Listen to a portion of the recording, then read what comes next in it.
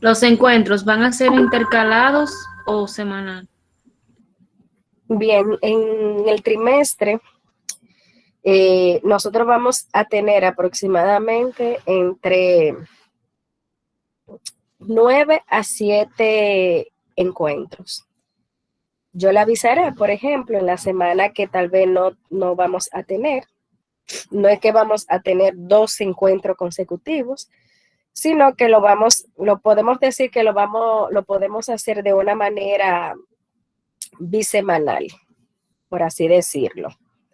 Pero primero tenemos que ponernos un poquito al día para ya luego entonces coordinar cuáles días vamos a tener encuentro. Deme un momentito. Hello. Dígame. Hoy mejor. Ajá. Cuénteme.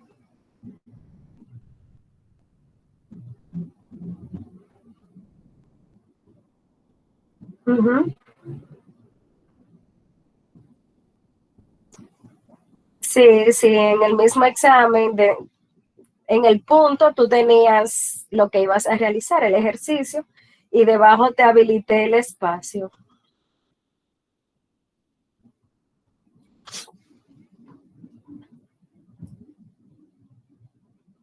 No, es decir, tú cuando le das a grabar, al finalizar ya todo está guardado, porque cada vez que tú llenas un punto, que tú le das siguiente, el examen te va guardando ese ejercicio o esa pregunta o lo que tú has hecho ahí y luego te pasa a la siguiente.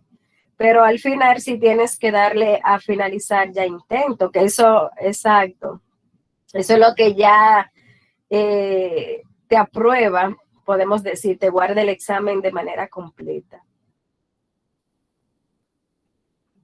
A la orden. ¿Y cómo le fue en el examen? Qué bien. Yo le dije, dejen los nervios porque no hay cosa que pase más rápido que 2 horas de examen, pero no se puede poner nervioso. Cuando se pone nervioso, falla el internet, la computadora no sirve, todo le pasa. Ah, ok. Ah, bueno, no. Sí, yo le dije que iba a estar un examen bien cómodo. Bueno, pues a la orden está bien, no hay problema. Ok, bye bye. Ok, chicos, seguimos aquí, disculpen, que también tengo un grupo en examen del bimestre, ustedes saben, no es fácil. Entonces, les decía que serán de esa manera, serán, eh, podemos decir, bueno,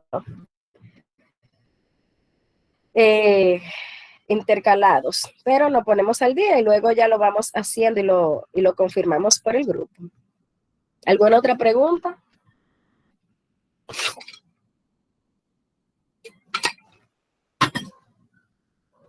Todo claro, entonces ya, ¿Cuántas tareas para usted comenzar. tiene para... ¿Cómo fue? Profe, ¿Cuántas? ¿cuántas tareas usted tiene para habilitar en la tarea usted tiene para habilitar en la plataforma? Bueno, con las tareas yo siempre las voy revisando conjunto a los temas, pero siempre marco por lo menos 10. Todo depende de los temas, porque hay temas que muchas veces es una secuencia del otro. Cuando es así, hacemos unos ejercicios de autoevaluación, ¿verdad? Y hacemos una tarea por esas 2 semanas. Pero siempre, cuando son los grupos trimestrales, trato de poner varias tareas, porque eso le ayuda a acumular más puntos al final. ¿Alguien más tenía otra pregunta? ¿Era Francisco o Girenisa? Yo, profe, con respecto al trabajo final, se realizará de forma individual. Sí, en este caso sí. Eh, Hasta ahora no tengo previsto que sea en grupo, pero nada cambia de que, ¿verdad? de que al momento que yo le esté dando unas formas, según el tipo de trabajo, le pueda avisar en la otra semana de que sea en grupo. Pero hasta ahora sí. Cuando ya yo revise bien esa parte, yo les dejo saber. Pero me gustan más los trabajos finales de manera individual. ¿Alguna otra pregunta?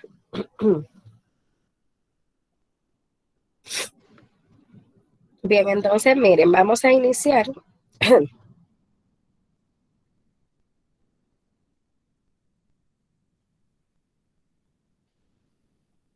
Con nuestro tema. Vamos a tratar de ver, aunque sea de una manera un poquito más resumida, el tema 1 y el tema 2.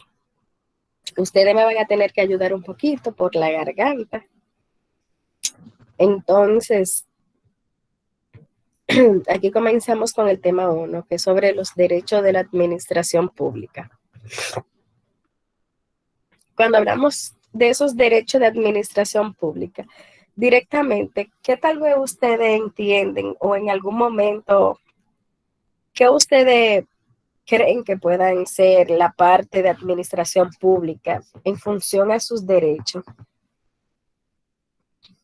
Ustedes ya como personas que en muy poco van a ser profesionales, ¿qué ustedes creen que podemos entender por el derecho a la administración pública?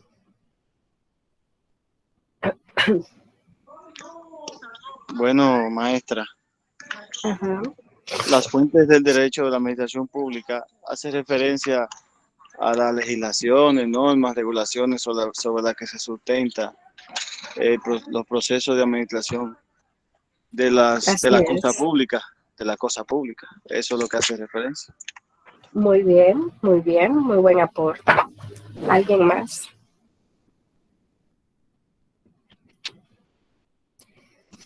Miren, así como nos decía el compañero, los derechos de la administración pública abarca todas las funciones, las regulaciones, leyes y jurisdicciones que tiene el Estado.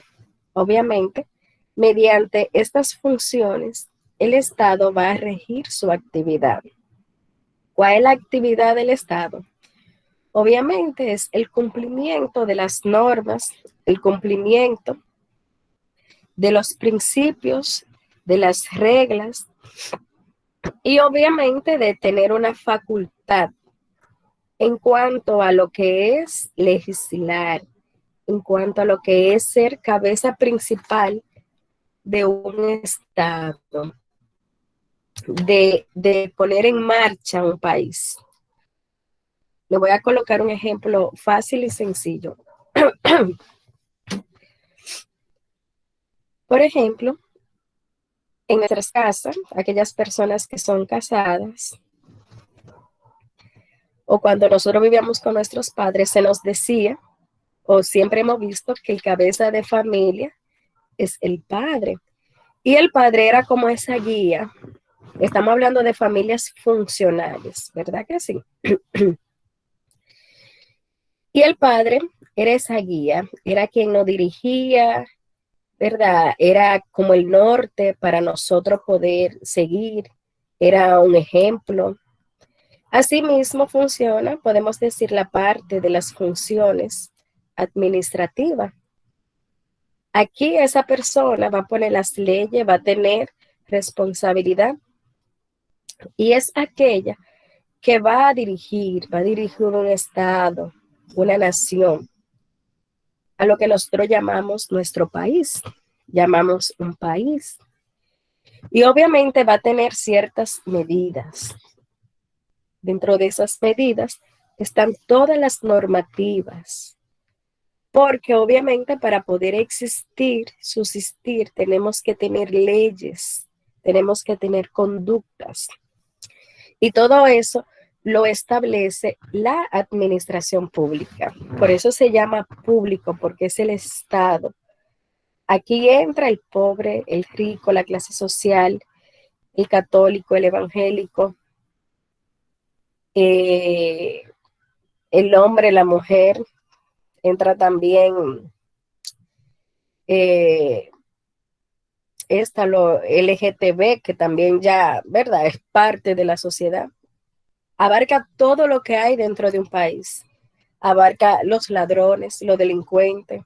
Es decir, por eso es pública, porque no puede denigrar a nadie. Aquellas personas que vienen, los extranjeros, que vienen y se quedan aquí, también tienen que regularse bajo la administración pública. Entonces, dentro del derecho administrativo dominicano, dentro de las regulaciones de nuestro país, existen maneras para regularse. Y estas maneras son estas dos que podemos ver aquí. Vamos a ver, alguien que me ayude un poquito con la diapositiva, con el artículo, con la parte A y la parte B. Denme un segundito para agregar a esta compañera. ¿Quién me ayuda con esos 2 puntos, el A y el B, por favor?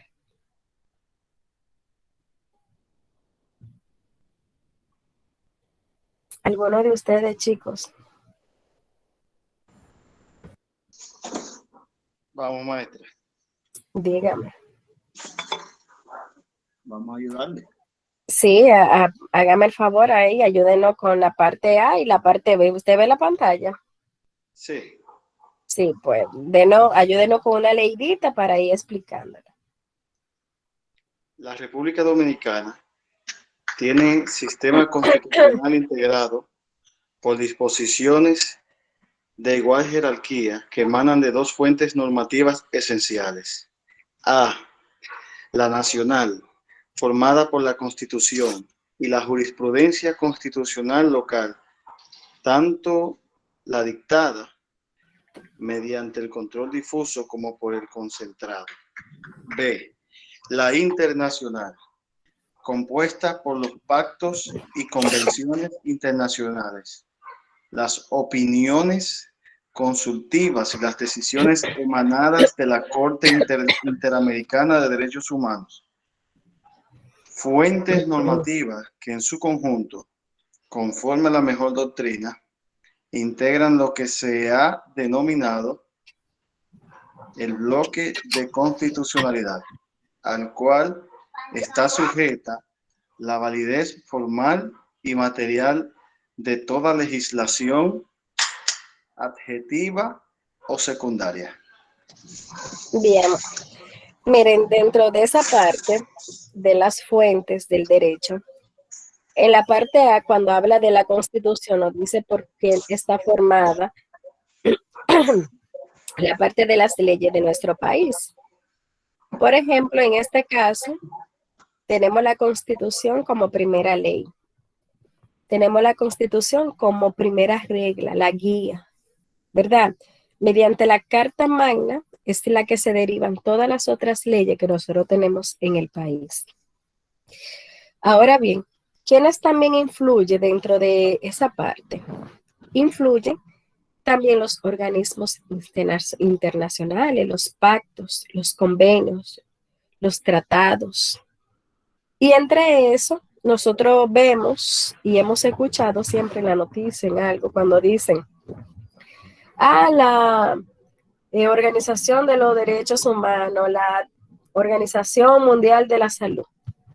Son organismos internacionales, son fuentes que también tienen doctrina dentro del país y que de una u otra manera son organismos internacionales por lo cuales el mismo Estado tiene que dejarse guiar, tiene que dejarse instruir.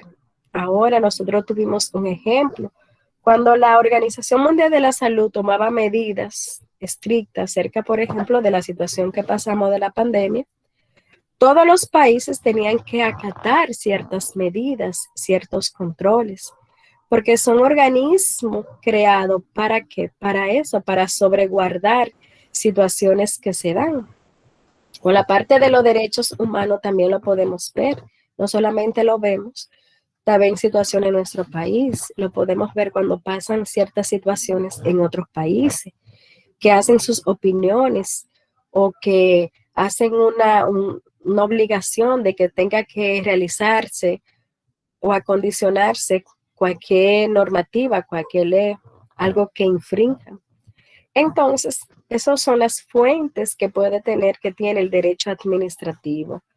Son fuentes de donde se van a guiar, son fuentes jerárquicas, que no se puede, no pueden hacer ojo ajeno a eso.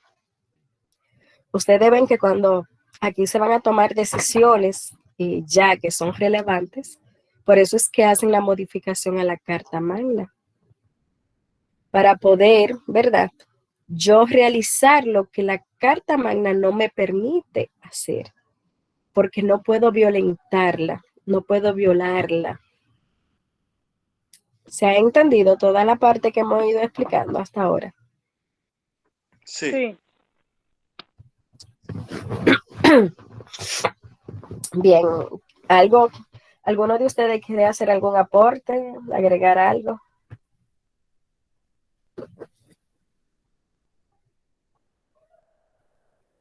Bien. Entonces, la administración pública, ¿verdad?, de nuestro país tiene que tener una organización. Dentro de la parte de la organización que debe de tener la administración pública, aquí existen lo que son los distintos, anteriormente eran llamadas secretarías de estados, ahora son los ministerios, pero aparte de los ministerios también están las direcciones generales y están algunas oficinas que son de subordinados.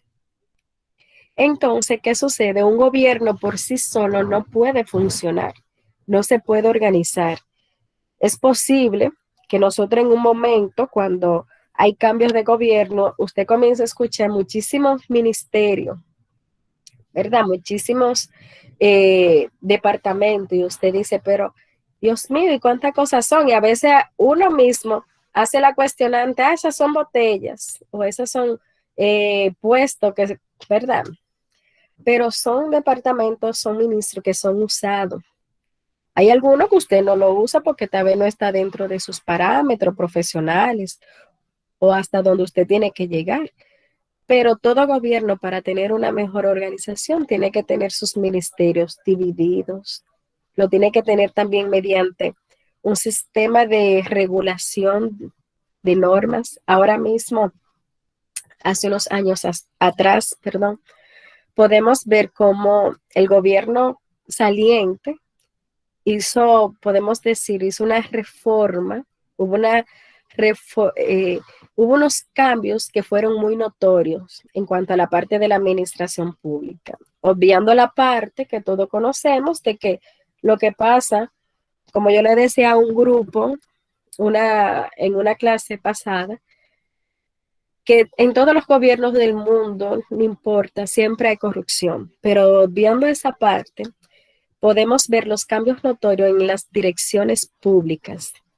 Esto se debe a la administración. Prepararon un personal, hubo capacitaciones, habían oficinas públicas que la transformaron, que antes usted sentía pena ir a una oficina pública porque era algo deprimente. Y modernizaron muchas oficinas, prepararon mucho el personal, crearon perfiles de trabajos, crearon procedimientos y lineamientos de trabajo. Ahora con el gobierno que tenemos en turno, todo eso ha seguido y se ha ido llevando por un buen camino. Son puntos que hay que tenerlo en favor, hay que reconocerlo, tanto uno como el otro. Hay que ver sus puntos positivos. Hay veces que, como dice un viejo refrán, usted puede tener una pared blanca y con un puntito negro, el puntito se refleja más que la pared blanca. Pero nosotros como profesionales que nos estamos preparando, tenemos que ir capacitándonos y tratar de que sí hay puntos que son bajos, que son, ¿verdad?, un poquito medio, pero tenemos que dar crédito a la parte positiva, ver el crecimiento. Y de una u otra manera el país creció mucho en cuanto a la administración pública. No sé si tienen algo que opinar en cuanto a esa parte o quieran agregar algo.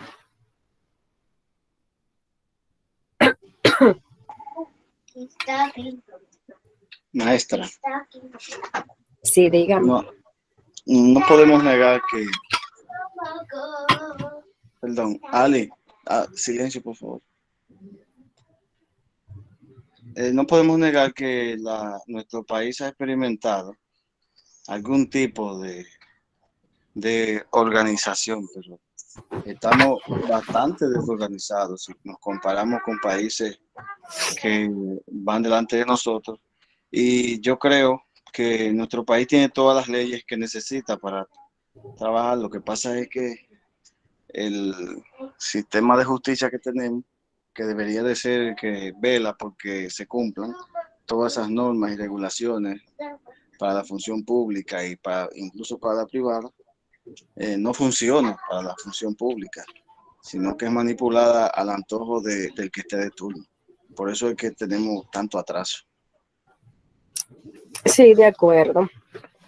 Hay ciertos atrasos todavía,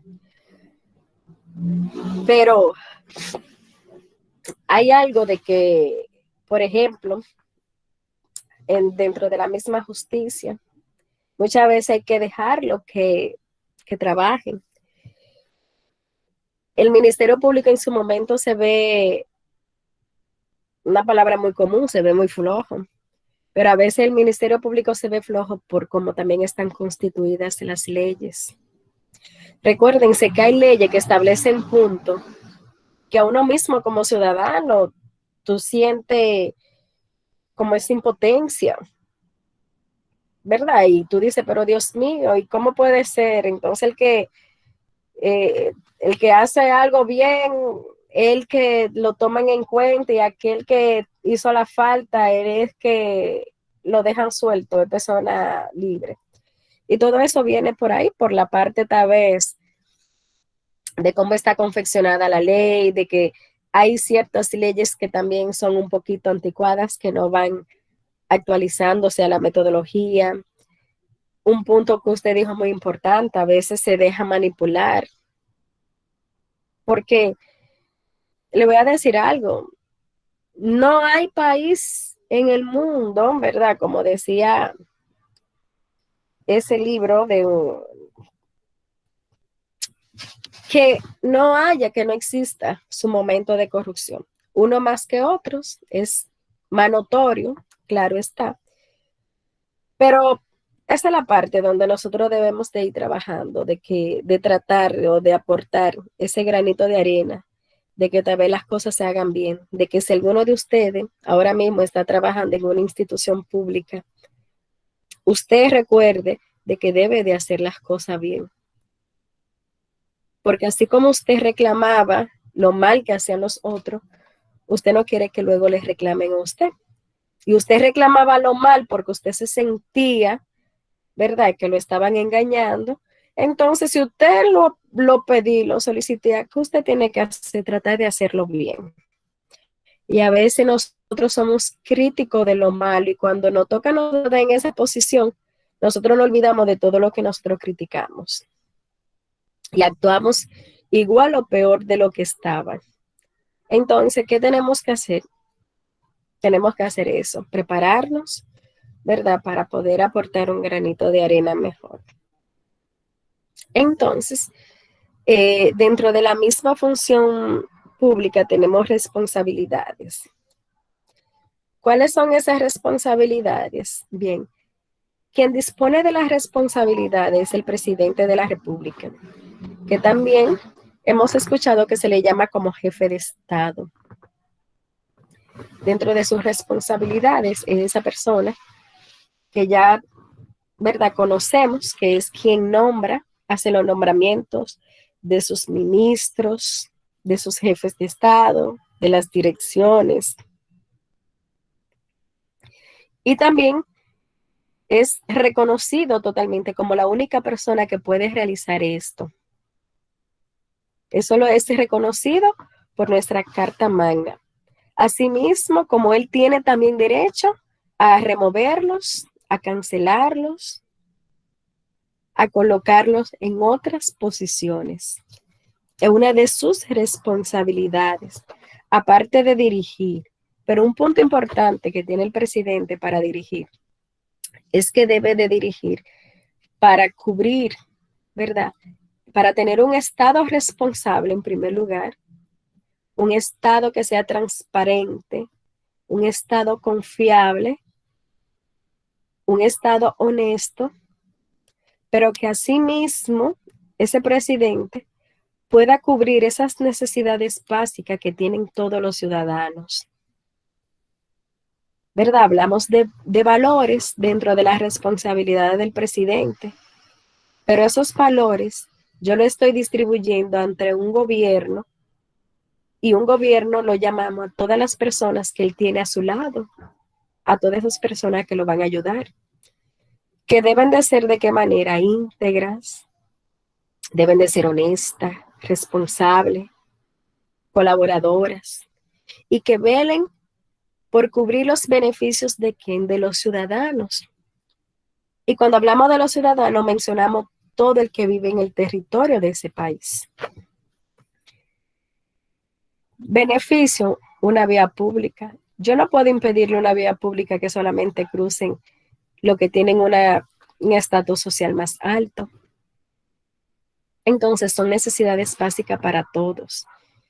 El agua potable. Yo no puedo decir como presidente solamente que le llegue agua potable a los que viven en una parte de la ciudad que sea más privilegiada, ¿no? Tiene que velar que a toda la ciudadanía le llegue agua potable, la energía eléctrica. Son necesidades básicas que tiene el ser humano. Y obviamente eso está dentro de todas las responsabilidades en cuanto a su gabinete, en cuanto a sus dirigentes. ¿No crean ustedes que quieren aportar algo o decir algo? Yo quiero informar que también está la seguridad social, la salud, la educación. Exactamente. Así es. La salud. Se supone que los mejores lugares en cuanto a salud deberían de ser los hospitales públicos. El que tiene la oportunidad de visitar otros países desarrollados pueden dar que los los hospitales públicos son los que tienen un mejor grado de salud. Lamentablemente no es lo que pasa en nuestro país. Asimismo, los que tienen oportunidad de conocer otros países pueden darse cuenta que las escuelas públicas, también muchas universidades públicas, son de las mejores de ese país. Porque no se le quita el privilegio a lo privado. Pero en cuanto a lo que es un grado de comparación es bastante alto. Son puntos que se dan. Les iba a comentar que, por ejemplo, dentro de esos departamentos, dentro de esos perfiles de los ministerios, cada uno de esos ministerios tiene un perfil para el puesto. No sé si ustedes sabían o entendían que era porque el presidente lo elegía. Aparte de elegirlo, se entiende y se supone que debe de coincidir con el perfil que describe para esa función. Bien. Entonces, bueno, un punto importante aquí dentro de la responsabilidad administrativa, dentro de un párrafo que encontré de un escritor político, Jean Rivero, donde él decía que la teoría de la responsabilidad presenta una importancia extraordinaria, porque es la posibilidad para los administradores de reparar daños imputables en el poder público. Y obviamente va a ser una pieza esencial para ese Estado. Más allá de su valor práctico, toda teoría de la responsabilidad refleja una cierta forma de civilización. ¿Qué quiere decir este escritor sobre esta parte? De que muchas veces cuando usted está en una función pública, usted puede reparar daños que ya se tenían y no seguir como agregando ese granito de arena. Usted puede reparar daños.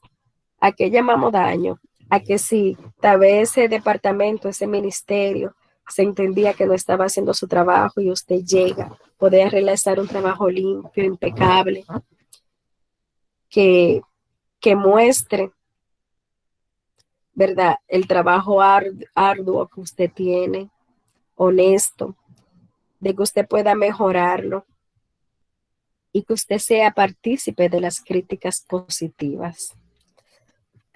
Son puntos importantes.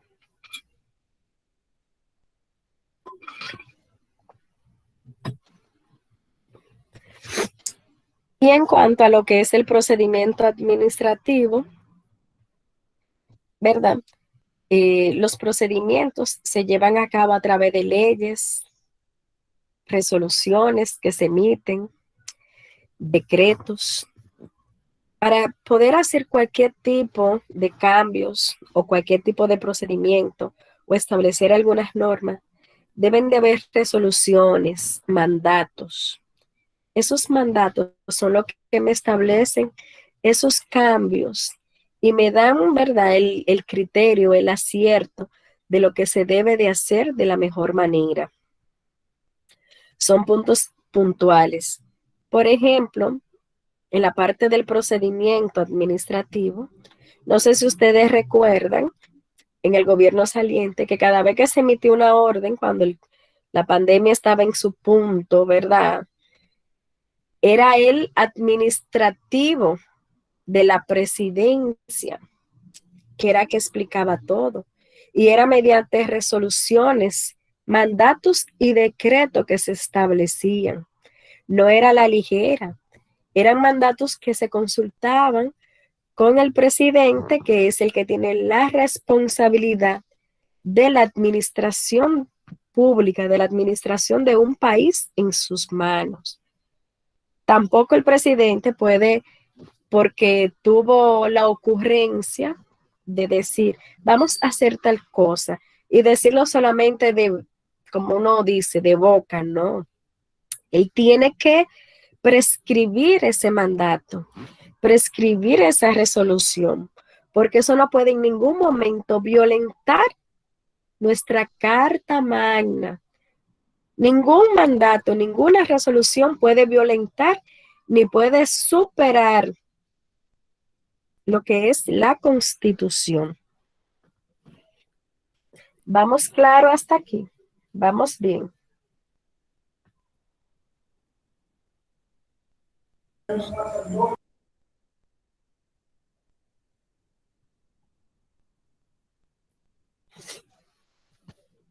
Entonces,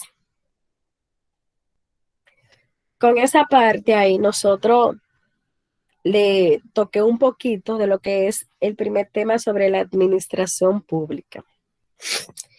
Entonces, aquí voy a tocarle unos puntos importantes sobre la parte del control interno de las mismas instituciones públicas. Ustedes mismos, ¿qué entienden de qué es un control interno?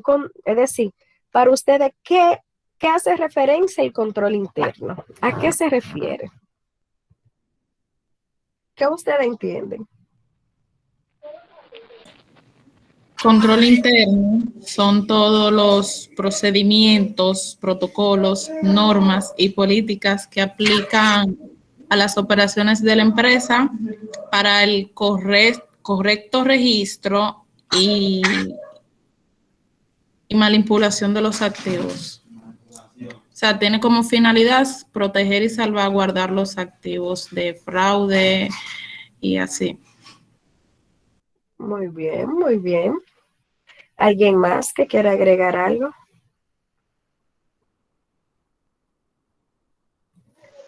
Bien, adelante. Básicamente, Raciel dijo lo que era el control interno, esos procedimientos. Lo único que En este caso, se trata de las instituciones públicas. Entonces, son los controles y métodos que se aplican para salvaguardar los activos, como ya dijo, de las instituciones públicas.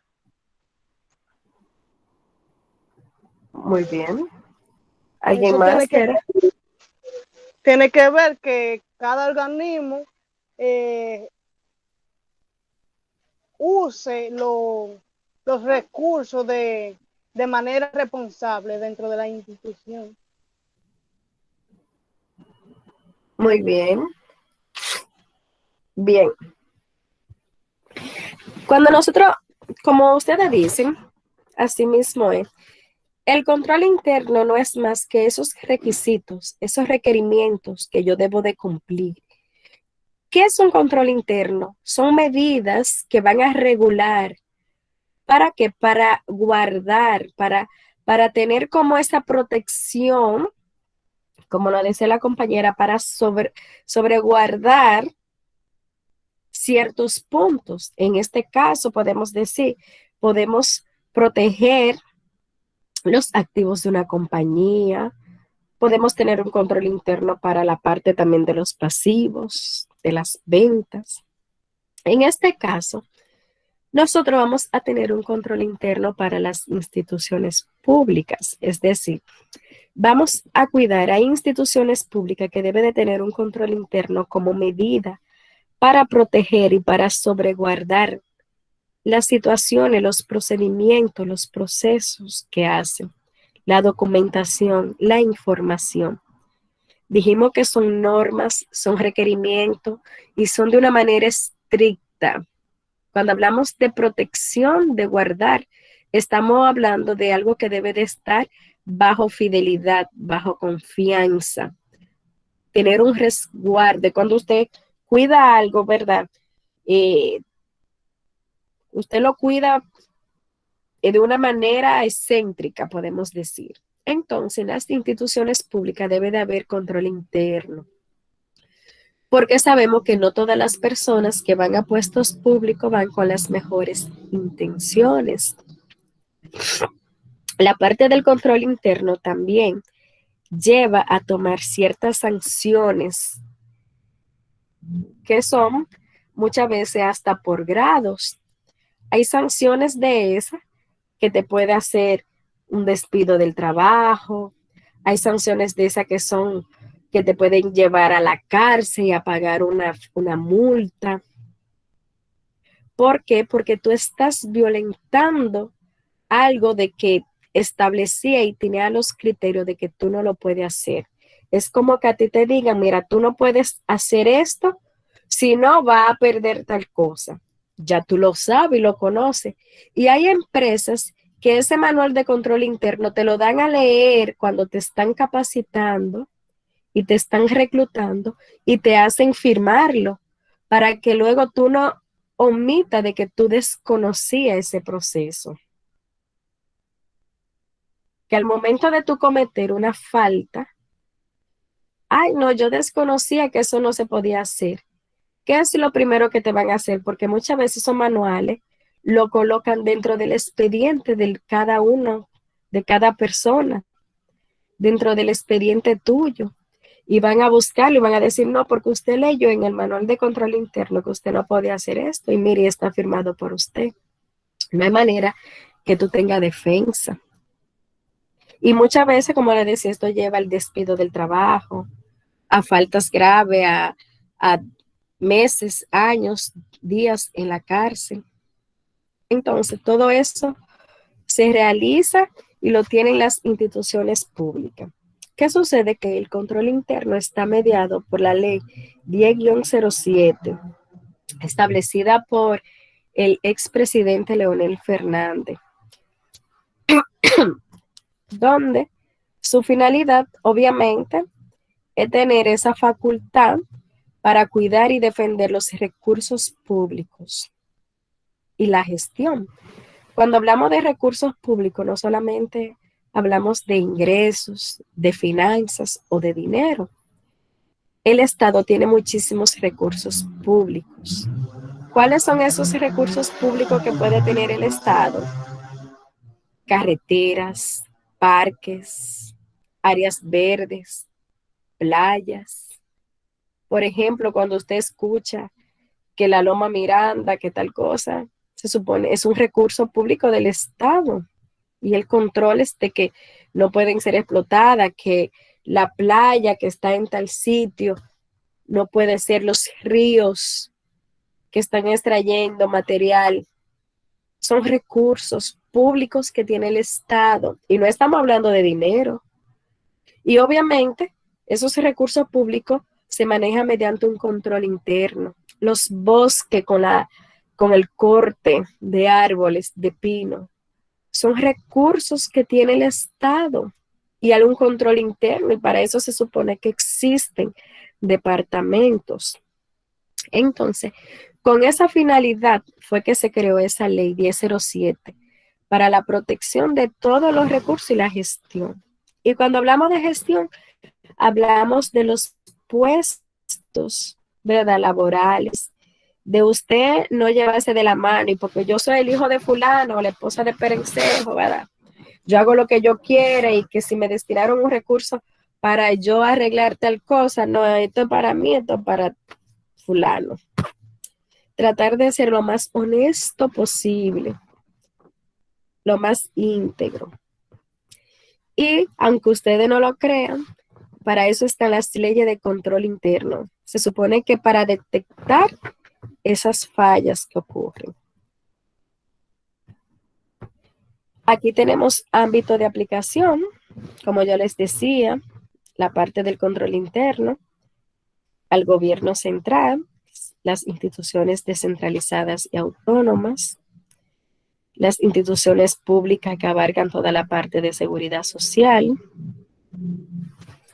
empresas públicas que tienen participación estatal y obviamente también aquí están las finanzas municipales, que las finanzas municipales son los ayuntamientos, los distritos municipales y también lo que se llaman juntas distritales. ¿Alguien quiere decir algo?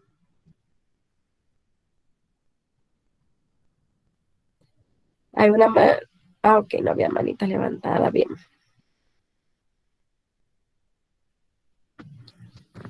¿Se ha ido entendiendo todo hasta ahora, chicos?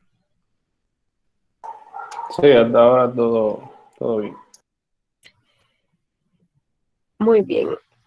Miren, entonces la parte del control interno dentro del sistema incursionó o entró a través de lo que fue la Contraloría General de la República. La Contraloría General de la República es un departamento que debe de ser totalmente ético, eficiente, eficaz, debe de cumplir con sus responsabilidades, con los recursos que tiene, debe de velar por la vigilancia y la supervisión de que se cumpla ese control interno. Ahora nosotros vimos de que hay un departamento ya en cuanto a este gobierno de turno, que hay un departamento directo que trabaja con la parte ética, ¿verdad? Con la parte ética de las oficinas, de las instituciones, de los ministerios. ¿Para qué? Bueno, se entiende que es para evitar ciertas irregularidades, para evitar ciertas situaciones que se han dado en ciertos momentos y para poder tomar medidas. Un punto importante y es de que no es que con el control interno usted va a decir ya esto no se puede hacer, porque recuerden algo, de que todo es debido. Como dice, por ejemplo, mi papá es abogado. Él me dice, mira, mi hija, no crea que las leyes para que tú no las violes, no. Las leyes se hicieron para qué, para violentarse y para violarse. Porque si no se hiciera lo que la ley dice que no se puede hacer, no existiera esa ley. Entonces, ¿a qué yo hago referencia con esto? De que aún así exista la Contraloría y exista un departamento o un ministerio de ética, de control interno, no quiere decir que las cosas no se hagan, de que ellos van a evitar. No, todas las irregularidades se hacen, pero se entiende que este departamento está para evitarla a tiempo, para no dejar de que las cosas se agudicen, de que llegue a un punto que sea un desfalco, una irregularidad, que sea en un término asombroso, que si algo se está haciendo mal, cuando ya se esté comenzando, te diga, pero cuando usted comienza a pasar esa auditoría, pero aquí hay algo que está como raro, y usted pueda detectar, es como dicen, detectar ese cáncer a tiempo, ese daño, ese mal. Es para eso que existe la parte de control interno. No es que no se, que ya eso lo va a curar para siempre, no. Es una forma de detención a tiempo. ¿Se ha entendido esa idea?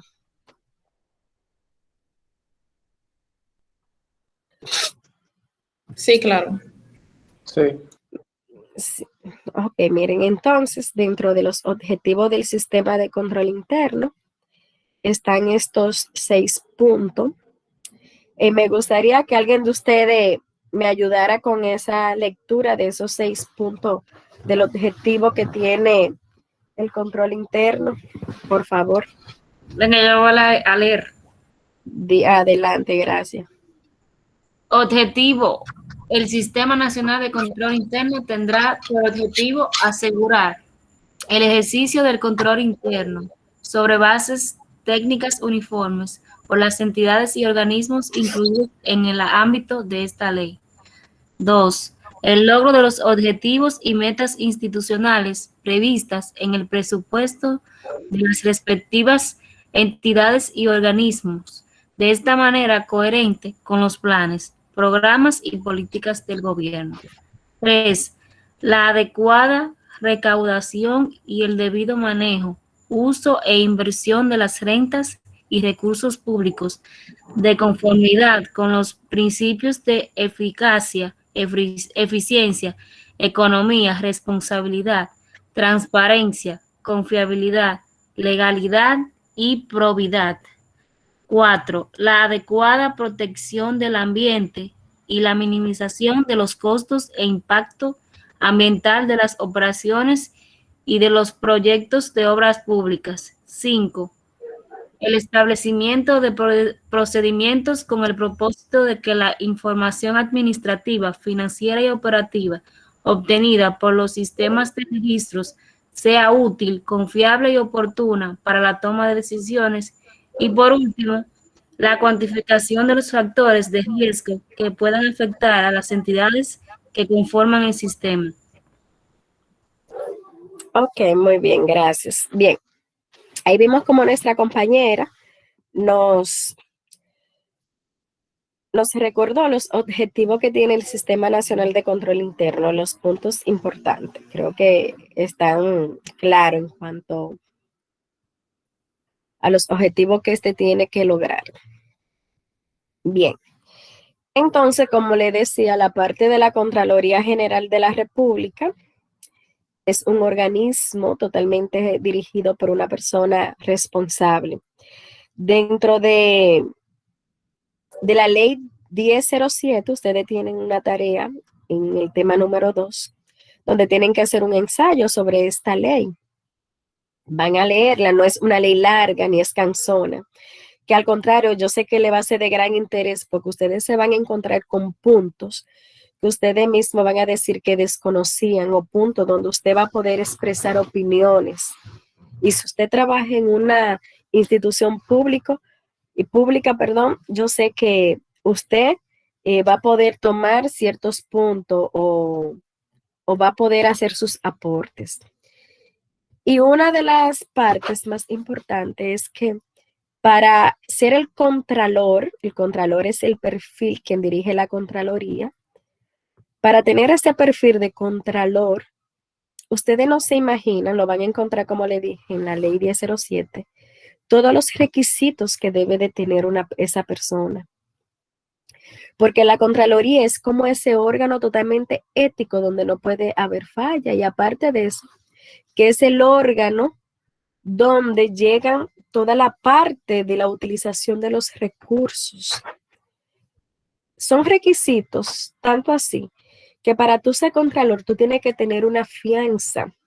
Usted dirá, pero profe, ¿a qué usted se refiere a una fianza? ¿Una fianza de qué? Como un seguro, parecido a como cuando usted le saca un seguro a un vehículo. Yo tengo un seguro full, que usted paga, ¿verdad? Usted tiene esa fianza que cualquier cosa que suceda a su vehículo, el seguro le va a responder. Entonces, el contralor necesita tener una fianza de miles de millones. ¿Y esto es debido a qué? A que esto va a hacer entender de que por más que el contador le ofrezcan o pueda haberse manipulado, no va a caer en tentación, porque tiene esa fianza que lo avala. Es decir, es una persona, se entiende que es una persona que no le hace falta algo, o que no es una persona que va a cometer irregularidades. Por eso es que son requisitos, años de servicio, una preparación extrema en cuanto a la parte de la administración pública, porque es una función y aparte de eso es una institución que tiene mucha demanda y que acompaña en todo momento al cumplimiento que debe de tener el presidente. Debe de velar por el buen cumplimiento que tenga el Poder Ejecutivo ante la Constitución. El Contralor puede, en su momento, hasta citarle al presidente ciertos puntos si considera de que, verdad, está teniendo ciertas irregularidades, porque debe de velar por este cumplimiento. Entonces, dentro de la Contraloría, como ya hablamos al inicio, entendemos todo lo que es la parte del control interno, ¿verdad? Ese resguardo, esa protección que yo le voy a dar a los recursos públicos y a las instituciones. Y obviamente, para yo poder darle ese buen uso, aquí ya dentro de la parte institucional, podemos ver de que debe de ser efectivo, tiene que tener una eficiencia económica operacional. El control interno también va a proteger activos, va a proteger la confiabilidad de la información, va a proteger de que se haga un trabajo y se tenga responsabilidad, transparencia, legalidad de todo lo que se está haciendo. Cuando hablamos de legalidad, es de que no hayan asuntos turbios, raros, ¿verdad? Que todo se haga de manera regular y clara. Y ahí mismo, miren un punto importante, el cuidado y la protección del medio ambiente. Son puntos que son muy relevantes dentro del control interno. Y algo de que vela también la parte de la Contraloría es la rendición de cuentas. Cuando un presidente, un jefe de Estado hace la rendición de cuentas, que la hace el 16 de agosto, donde rinde todo lo que hizo en base a su gestión durante un año completo, lo hace a través de esa contabilidad, casi en su mayoría de veces el contralor es un contador público autorizado ya, donde le prepara ese informe financiero y económico sobre el comportamiento en cuanto a las finanzas que tuvo el país durante ese año. Eso es lo que se llama rendiciones de cuentas, ¿verdad? Y entonces sus principios, ya lo dijimos, lo hemos hablado, que es satisfacer la parte de la evaluación y de los controles que éste tiene, de realizar un buen trabajo, una transparencia, y obviamente de desarrollar lo que son puntos importantes, de tener cuidado, de tener un contralor también de que sea responsable. Aquí vemos otros componentes de ahí mismo de la Contraloría y del control interno, y es que deben de estar integrados por ambientes de control, es decir, Ambiente me refiero a sistema de controles, de valoración y administración de riesgo, los valores de que si tú haces tal cosa, ¿qué puede pasar? Actividades de control. Cuando se dicen actividades de control, se refieren a capacitaciones constantes, revisiones, auditorías. Informar y comunicar, que eso le decía también ahorita. Si usted tiene un nuevo empleado y usted tiene un procedimiento de control interno, lo ideal es que en esa capacitación, en ese reclutamiento, usted le dé ese manual a leer, lo prepare, para que luego no omita que desconocía, que no sabía que eso no se podía hacer, sino que conozca. Y el monitoreo y evaluación.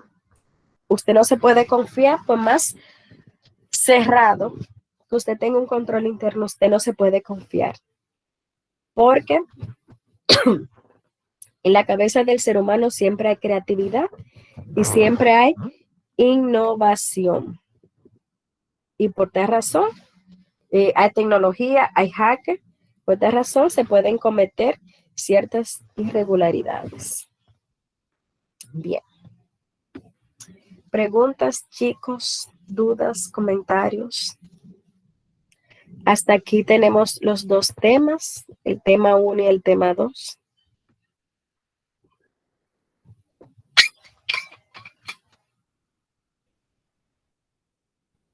Profesora, no sé si usted habló al respecto al principio, porque entré ahorita, hace como media hora o 40 minutos.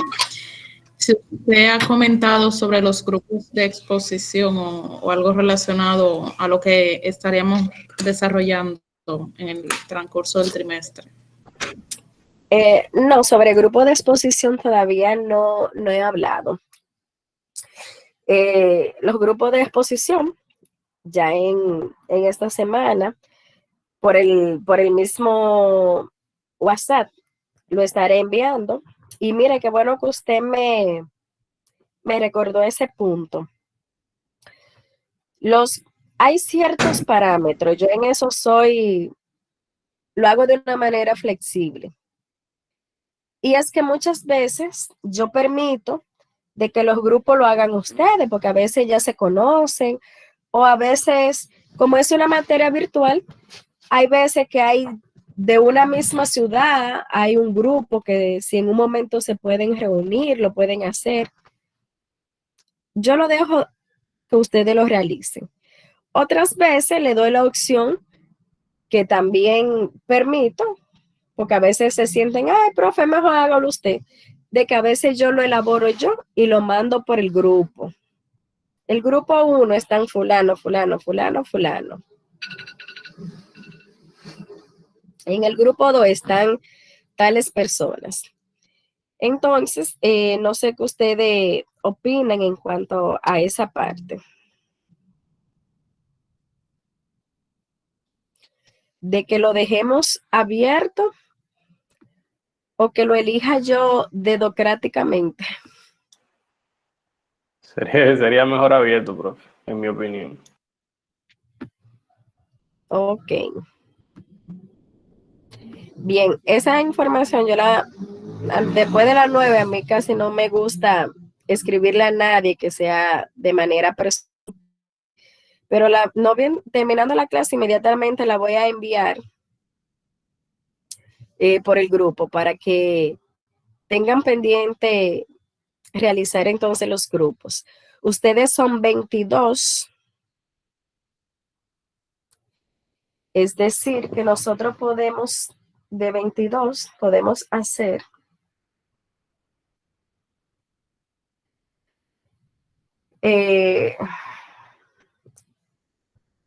yo creo que se puede hacer 3 grupos de 5 y 2 grupos de 5 y 2 grupos de 6.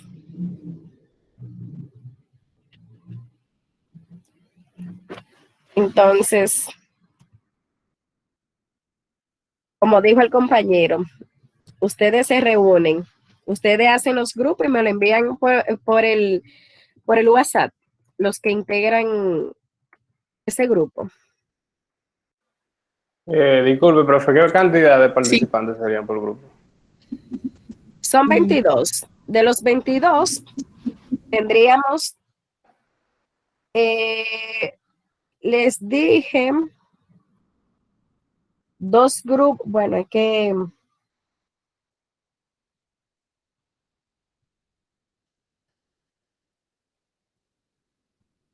Bueno, para que sea... Déjenme ver, para que no, porque no quiero que los grupos sean muy grandes.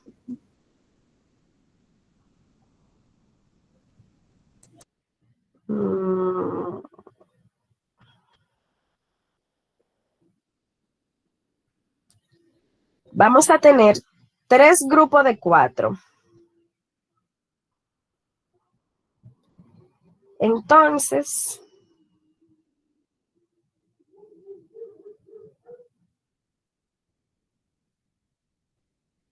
tres grupos de 4, que son 12.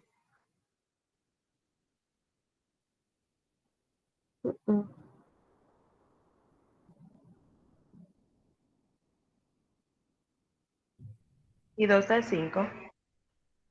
Podemos hacerlo así, sí, para que sean menos. Si me conviene más así, 3 grupos de 4 y 2 de 5. Déjenme mandárselo de una vez al grupo.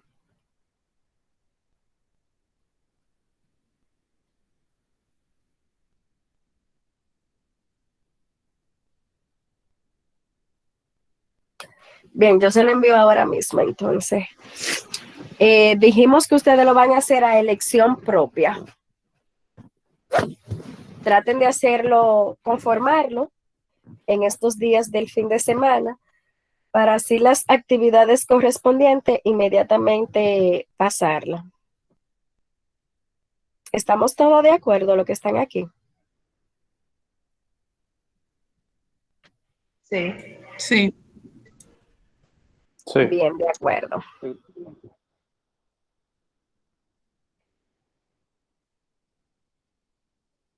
Bien, entonces no sé si tienen alguna otra pregunta. Le agradezco mucho a la compañera que me recordó la parte de los grupos.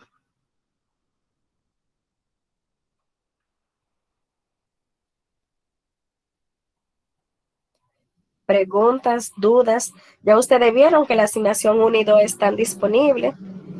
Ya precisamente la número 1 cierra mañana, cierra el sábado. Y ya trabajamos, ya estamos al día porque trabajamos el tema de la semana pasada y el tema de esta semana.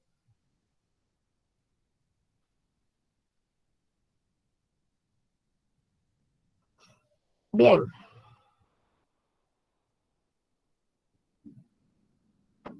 ¿Preguntas?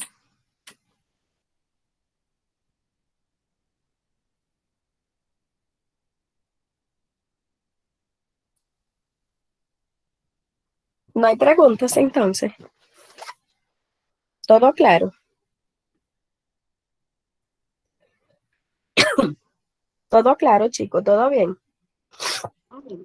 Sí. Todo claro. Todo. Bien. Bueno, entonces, nada, me voy a despedir de ustedes ya para poder descansar un poco la garganta. Agradecida del encuentro y dentro de un minuto van a esperar el mensaje al grupo de WhatsApp. Así es que les deseo feliz noche. Randy tiene la manita levantada.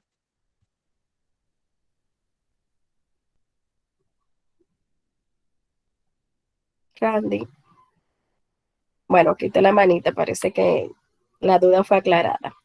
Bueno, pues feliz noche a todos, chicos.